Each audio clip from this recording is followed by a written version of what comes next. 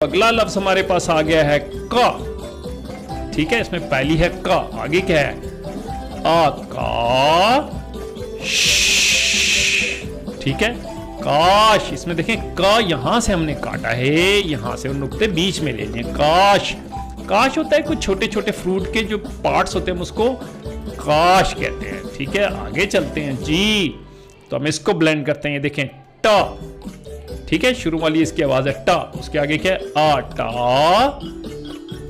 पा, आपा टापा टा आटा पा आपा टापा। टापा क्या होता है, ये देखें जैसे आप स्किपिंग जिसको हम इंग्लिश में कहते हैं, रस्सी के साथ उछलना कूदना, उसको जंपिंग को हम टापा कहते हैं। ठीक है, इसी तरह ये हमारे पास आ गया जी टा आटा।